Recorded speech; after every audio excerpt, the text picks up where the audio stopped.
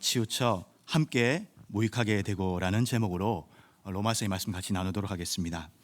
지난주 우리는 차별금지법에 대한 바른 기준과 그리고 하나님 백성된 성도의 입장을 정리를 했습니다. 오늘도 그 연장선에서 성도의 가치관을 흔들고 하나님의 말씀 밖으로 벗어나 있는 차별금지법에 대한 거시적인 이해들을 함께 하려고 합니다. 한 TV 프로에 연예인 세 사람이 나왔습니다. 그리고 거기에 또 한 여자아이, 어린아이 여자아이가 나왔는데 그때 한 남자 연예인이 어린 이 여자아이 보고 뭐라고 질문을 했냐면 이렇게 물었습니다. 네 어른이 되면 어떤 사람 되고 싶노? 이렇게 물었습니다. 그러니까 그 옆에 다른 남자 연예인이 이렇게 말을 했습니다. 훌륭한 사람 돼야지 이렇게 말했습니다. 그런데 이때 젊은 층에게 많은 인기가 있는 한 가수이자 연예인이 뭐라고 대답했냐면 이렇게 대답을 했습니다. 뭘 훌륭한 사람이 되려고 그래? 그냥 아무나 되면 되지 이렇게 말했습니다. 이 장면을 접한 네티즌들은 그냥 아무나 돼라고 조언한 그 여자 연예인을 향해서 너무 쿨한 조언 그래 꼭 훌륭한 사람이 될 필요는 없지라는 뜨거운 반응으로 댓글을 남기게 됩니다. 사랑하는 성도 여러분, 아무나 되면 돼, 아무나 되라는 이 말은 현대 우리가 속한 다원주의 세계관을 잘 대변해주는 말이라고 볼 수 있습니다. 이 안에는 인간론이 담겨져 있습니다. 오늘날 이런 다원주의 가치관 속에서 내가 거룩하니 너희도 거룩하라라는 그 하나님의 말씀, 선하고 바르고 깨끗하고 거룩하게 살아야 된다라는 이 말씀은 아무나 되면 된다라는 이 말 속에 그 힘을 점점 잃어가고 있습니다. 아무나 되라는 말은 네가 원하는 대로 살아라는 말의 다른 표현입니다. 네가 욕망하고 네가 결정해서 살아라는 말이죠. 2018년 10월 31일에 영국의 한 록그룹의 그 일대기를 영화한 보헤미안 랩소디라는 영화가 있었습니다. 일반인들에게 많은 인기를 얻었죠. 그 영화 한 중간에 주인공의 대사가 이런 대사가 나옵니다. 내가 누군지는 내가 결정해 이렇게 말을 합니다. 내 삶을 내가 책임지고 내가 욕망하는 대로 살아가라는 이 메시지는 다원주의 사회가 만들어낸 전형적인 사고의 틀입니다. 이 보헤미안 랩소디의 주인공인 프레드 메커리는 동성애자였고 에이즈로 세상을 마감하게 됩니다. 그런데 똑같은 해, 똑같은 날에 또 하나의 영화가 개봉합니다. 하나님의 사람 바울이라는 영화였습니다. 그런데 이 영화 주인공 사도 바울은 이렇게 고백을 합니다. 나의 나된 것은 하나님의 은혜로다. 바로 여러분 이 두 개의 영화는 자기를 어떻게 규정하고 있는지를 말해주고 있습니다. 이 두 개의 영화는요 다름 아닌 그냥 단순한 영화가 아니라 두 개의 세계관을 말해준다고 우리가 볼 수 있습니다. 아무나 돼, 네가 누군지는 네가 결정해라는 말은 각기 자기 소견에 옳은 대로 행하던 사사시대 모습과 상당히 유사합니다.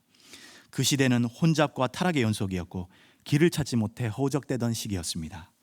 오늘날도 보편적인 진리의 권위가 각 개인의 소견이 외치는 그 소리에 파묻혀서 끝내는 나의 성별마저도 내가 결정한다라는 일로 치닫게 되고 동성애를 각 개인의 성적 취향으로 대우받게 해달라는 그런 소리로 권리 주장을 하게 만들었습니다.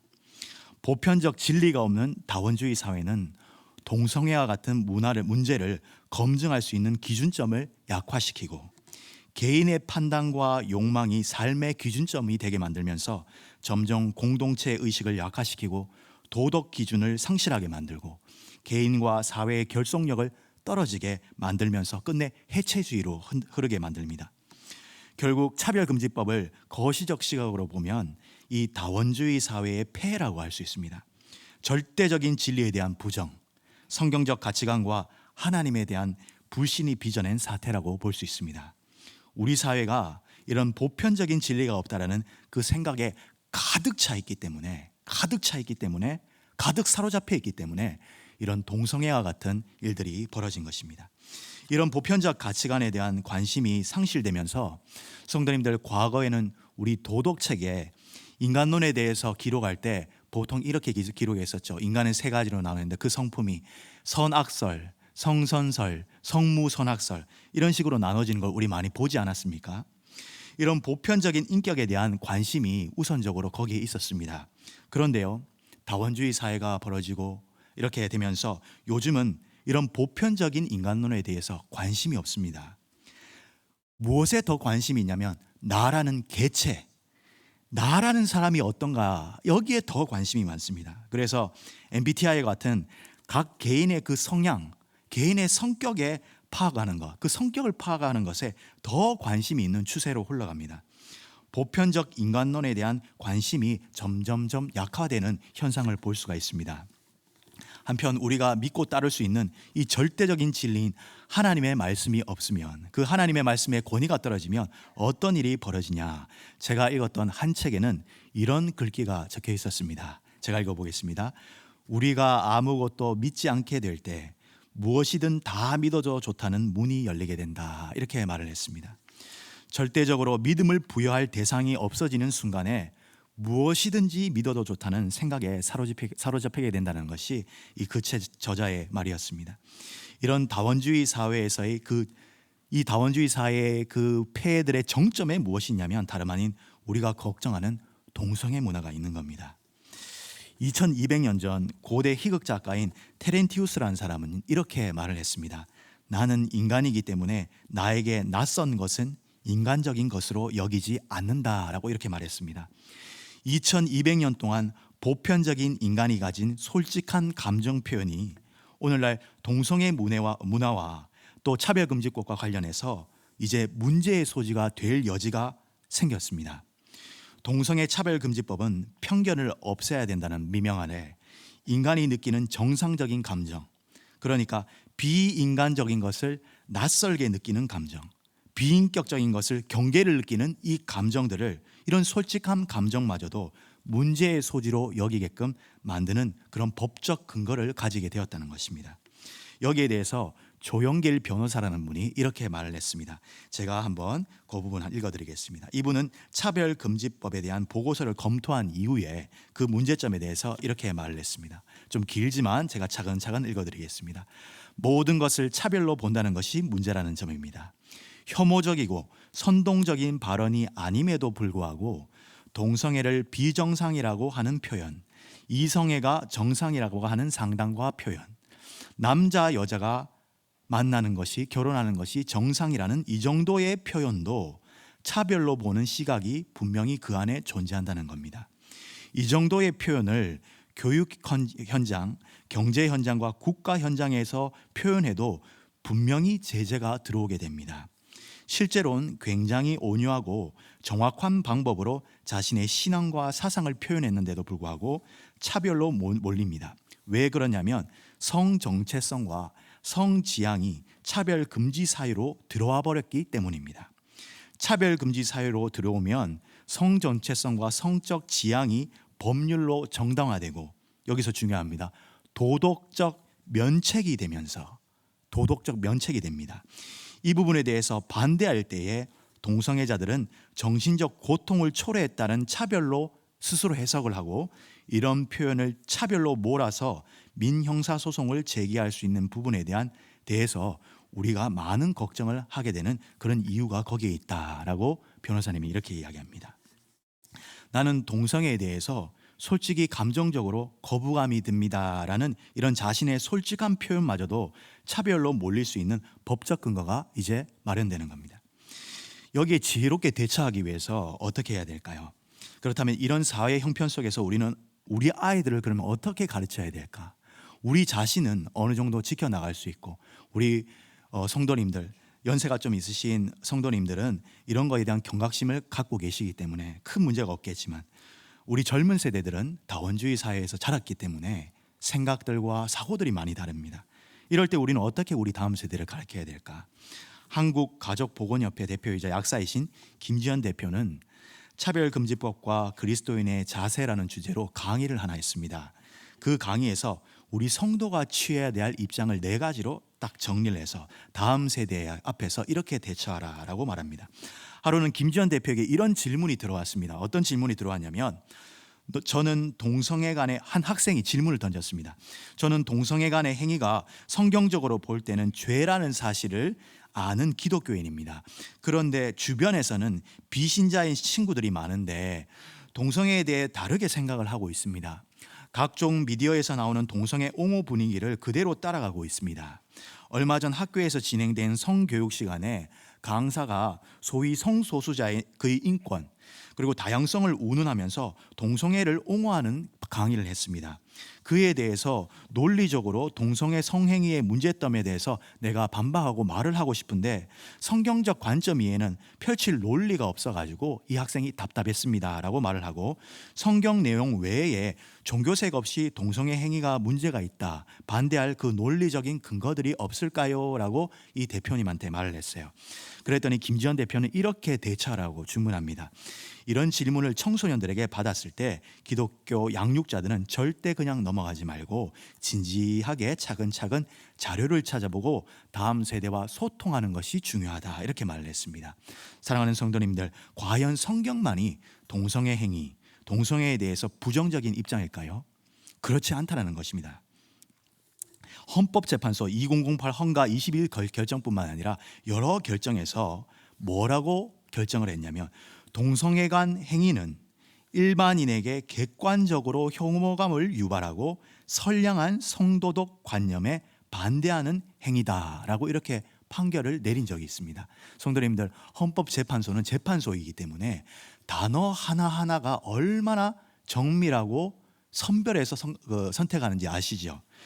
객관적으로 혐오감을 유발하고 선량한 성도덕 관념에 반하는 행위라고 이미 규정한 적이 있었습니다. 다시 말해서 기독교 신앙 서적이 아니라 할지라도 대한민국 최고의 사법기관의 결정문과 판결문에도 동성애 간의 성행위에 대한 부정적인 시각을 분명히 언급했고 결정을 내렸습니다.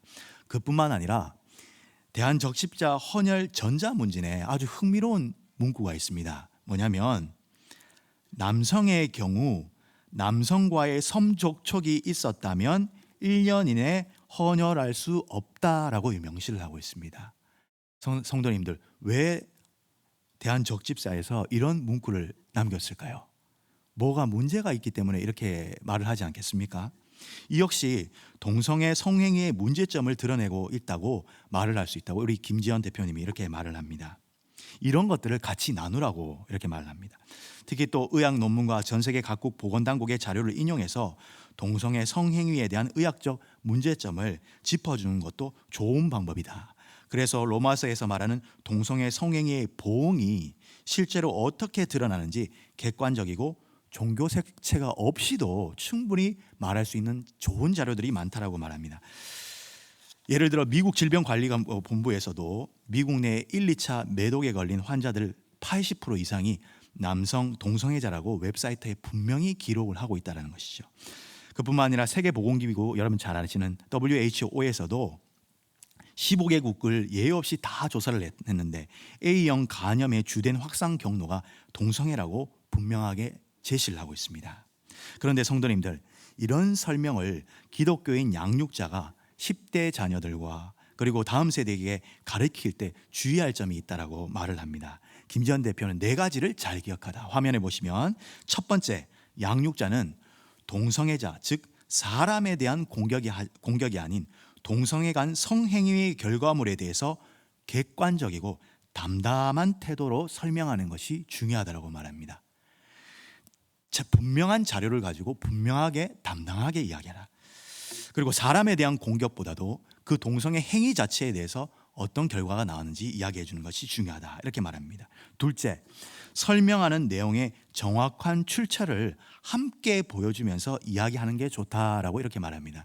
김지현 대표는, 이분은 전문 강사니까 화면에 실제로 인터넷으로 연결해서 대한보건당국이라든지 여러 해외 그 웹사이트로 다 들어가서 학생들이 보는 앞에서 인터넷으로 들어가서 하나하나씩 짚어가면서 그 객관적인 자료를 보여주면서 학생들과 같이 나눴다고 이렇게 말을 합니다. 세 번째, 동성애자와 이성애자 모두가 성적 죄를 지을 수 있는 사람임을 겸허히 인정해야 된다고 합니다. 우리 모두도 연약하며 성행위라는 것이 성행위로 간음을 저질 수 있는 그 성경의 말씀을 따르고 살아가는 사람이라는 걸 가르쳐주고, 자칫 동성애의 문제점을 논하다가 난 동성애자가 아니라서 우월해라는 식의 태도에 빠지지 않도록 교육해야 한다고 말합니다. 남녀 간의 간음도 성경은 분명히 죄라고 지적하고 있기에 동성애 문제는 동성애를 넘어서 음란 자체가 죄임을 겸허하게 인정하는 성도의 태도가 필요하다라고 지적합니다. 네 번째, 동성애를 하는 10대가 혹시 청중 속에 있을 수 있음을 고려하고 교육해야 된다 이렇게 말합니다. 그래서 동성애 문제만을 단순히 문제점만을 나열하고 끝내는 게 아니라 회개하여 주님께 더욱 가까이 나올 수 있도록 도와야 한다고 이렇게 말을 합니다. 진정으로 영혼을 사랑하는 마음으로 다가서되 죄를 멀리하려다가 하나님까지 멀리하는 일이 없도록 도와야 한다고 말을 합니다. 그러한 마음으로 강의를 할 때 실제로 탈동성애가 일어나는 그런 일들이 강의 현장에서 실제로 일어났다라고 김지현 대표는 강연에서 말을 합니다. 사법부의 결정문, 의료보건당국 등의 종교적 자료가 아니더라도 이런 일반적인 자료에서도 무조건 동성애를 옹호하고 존중하라라는 이런 일방적인 발상을 반박할 수 있는 자료들이 많다라고 김 전 대표는 말합니다. 그리고 기독교 양육자는 뱀처럼 지혜롭고 비둘기처럼 순결하게 다음 세대의 교육에 나서길 바란다라고 우리에게 조언을 합니다.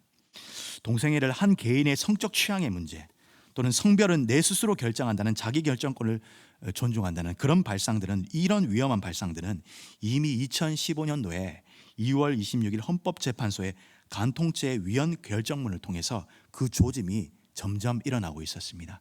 저는 이것을 보면서 십계명의 말씀을 업신여기고 십계명의 말씀을 멸시할 때 우리에게는 어떤 일이 벌어졌는지, 우리가 그 조짐들, 동성애 문제까지 뻗어나올 수 있는 그 조짐들을 헌법재판소 2015년도의 결정문에서 볼 수 있는데, 화면을 통해 한번 보겠습니다. 거기에는 이런 글이 나옵니다. 사회 구조 및 결혼과 성에 관한 국민인식이 변화되고 성적 자기결정권, 여기에도 간통이 이제 간통죄가 더 이상 이제 형사소송으로서 이제 적용할 수 없게끔 나오는 판결문에 어떤 단어가 나오냐면 성적 자기결정권이라는 단어가 드디어 나옵니다. 성적 자기결정권을 보다 중요시하는 인식이 확산됨에 따라 간통 행위를 국가의 형벌로 다스리는 것이 적정한지에 대해서는 이제 더 이상 국민의 인식이 일치한다고 보기 어렵고, 비록 비도덕적 행위라 할지라도 법원도 이게 비도덕적 행위인지 잘 알고 있습니다. 그런데도 본질적으로 개인의 사생활에 속하고 사회에 끼치는 해악이 크지 않다거나 구체적인 법익에 대한 명백한 침해가 없는 경우에는 국가의 권력이 개입해서는 안 된다라는 것이 현대 형법의 추세여서, 이렇게 말합니다. 여러분, 맨 마지막에 추세여서라는 단어를 잘 보십시오. 간통죄 위헌 결정문을 보시면 하나님의 십계명의 말씀을 멸시하고 간음이 하나님과 사회와 이웃 앞에 죄라는 인식이 무너지고 있음을 판결문을 통해서 파악이 가능합니다. 특히 성적 자기결정권이라는 표현에서 드러나는 이 위험성, 이것이 앞으로 동성애 문제로 발전하죠.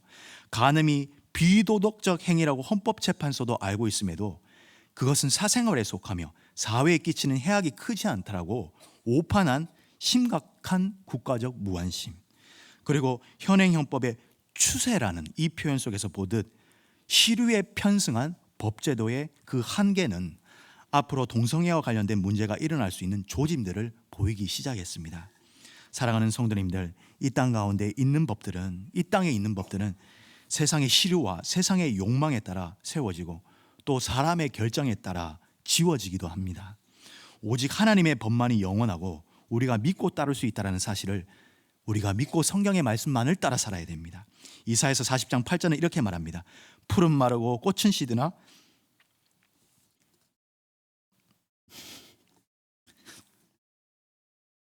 우리 하나님의 말씀 영영이 서리라.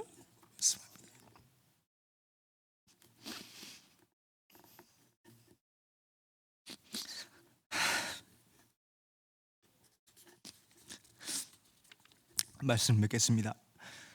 우리 보시는 사진은 국민일보 2019년도 5월에 실린 하와이 베다니 한인연합 감리교회 사진입니다. 하와이 감리교단의 그 친동성애적 정책에 반대하다가 예배당과 그 교회 이름까지 빼앗기게 된 한 교회의 사연입니다. 사건의 발단은 미국 감리교회가 2016년도에 동성애자 감독자를 세우고 11명의 감독이 공개적으로 동성애를 지지하면서부터 일이 발생했습니다. 이것을 지켜보던 한명덕 담임 목사님과 성도 80명은 거기에 분개해서 그해 9월 교인 총회를 열고 성경과 믿음을 지키기 위해 동성애를 찬성하는 교단으로부터 나오게 됩니다. 교단 정책에 반대한 대가는 혹독했습니다. 감리교 정책 지시에 불복종한 대가로 한명덕 목사님은 전격 제명을 당합니다. 그리고 성도들이 5억 원이나 넘게 헌금한 이 예배당도 쇠사슬로 감기게 됩니다. 담임 목사의 의료보험과 연금이 중단되고 교회 부동산과 금융계좌도 모두 폐쇄됩니다. 그런 게 놀랍게도 성도들은 소송 대신 모든 것을 포기하고 애굽을 떠나듯이 광야의 길을 선택했습니다. 하와이 진주만에 보이는 한 공원 예배를 한 곳을 예배당으로 마련하고 길가의 예배당으로 이름을 걸고 예배를 드립니다. 성도들은 오전 7시부터 십자가를 세우고 가로수에 영상 자막을 내걸고 예배를 드립니다. 광야교회인 성도인 권나나 씨는 주일 예배당이 쇠사슬에 채워진 모습을 보고 얼마나 충격을 받았는지 모르겠습니다. 성경 말씀에 순종하여 광야 생활을 시작했지만 오히려 공원과 새방에서 예배드리는 교회가 천국임을 깨달았습니다. 새벽 기도는 작은 교회를 빌려 예배를 드리고 하와이 이민사회에서 이 사실이 알려지자 같이 뜻을 하는 사람들이 모여들기 시작합니다. 김효정 씨라는 성도님은 한명덕 목사가 성경의 진리를 지키기 위해 목회자 연금을 과감하게 포기를 하고 분리해 나와 그리고 동성애 문화로부터 자기 자신을 지키기 위해 이 교회로 들어왔다라고 이렇게 고백을 합니다. 한명덕 목사님은 이렇게 고백을 합니다. 신앙생활의 기반은 성경인데 교회가 성경을 부정하면서까지 운행된다면 그것은 세상에 대한 배려가 아니라 신앙에 대한 배신이다, 이렇게 말했습니다. 현실에 대한 진리뿐만 아니라 옳은 길을 선택하는 일은 쉽지 않으며 이에 따른 희생이 필요하다라고 말을 합니다. 중요한 것은 얼마나 가치 있는 것을 향해 희생하느냐이며 지금도 광야 생활을 절대 후회하지 않는다라고 고백합니다. 사랑하는 성도 여러분, 다 함께 치우칠 때 치우치지 않는 성도들이 이 세상에 필요합니다. 하나님의 영원한 말씀에 따라 치우치지 않고 담담하고 차분하게 행동하며 소람스럽게 목소리를 내세우지 않으면서도 사실에 대한 바른 인식을 갖고 살아가는 것이 거룩한 성도의 본분입니다. 하루하루의 책임을 다하며 살아가는 신실한 성도들이 이 땅에 누구보다 필요하다고 하겠습니다. 그리고 하나님의 말씀에 순종하여 그 순종을 통해 얻는 열매들로 다 함께 치우쳐 무익해진 이 세상에 유익함이 무엇인지를 보여줄 수 있어야 하는 것이 성도의 자세입니다. 오늘 우리가 로마서 9장 이하를 읽었지만 로마서 3장 1절과 2절을 보면 이런 말이 나옵니다. 그런즉 유대인의 나음이 무엇이며 할례의 유익이 무엇이냐? 범사에 많으니 우리 우선 그들이 하나님의 말씀을 맡았느니라, 이렇게 말합니다. 유대인들에게 하나님이 주신 특권은 다른 것이 아니라 하나님의 율법의 말씀을 맡았다는 것입니다. 세상을 가르칠 수 있고 세상이 나가야 할 길을 보여줄 수 있는 것이 바로 유대인들의 본분이었습니다. 사랑하는 우리 대구동성교회 성도 여러분, 우리 주 예수 그리스도께서 오셔서 그 복음의 사명을 오늘날 우리 성도들에게 맡기셨습니다. 무너져가는 한국 하나님의 법을 다시 세우고 치우친 세상 가운데 말씀 맡은 자로 성경의 가치관으로 하루하루 세워져가며 그 본분을 다해야 하는 것이 성도의 삶인 줄 믿습니다. 다원주의 사회는 차별금지법과 동성애와 그 외에 많은 앞으로 어떤 일이 이루어지지 못한 타락한 일들로 우리들에게 앞으로 다가올 것입니다.